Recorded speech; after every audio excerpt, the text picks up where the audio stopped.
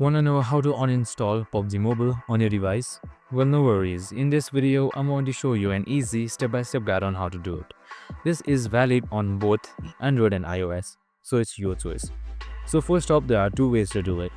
One, what you can do is just simply hold your PUBG Mobile icon, and right here you can see this trash can icon. Just simply select it and then select uninstall right here. This will uninstall your PUBG Mobile through the home screen. Next thing you can also do is just simply head towards Play Store or App Store if you are on iOS, and then head towards search bar and type in PUBG Mobile. Now your search results should show PUBG Mobile, and right beside play you can see uninstall. Just simply select uninstall and then select uninstall again. Now once that is done, your PUBG Mobile should uninstall safely. And that's it. Super simple and easy. I hope this video helped.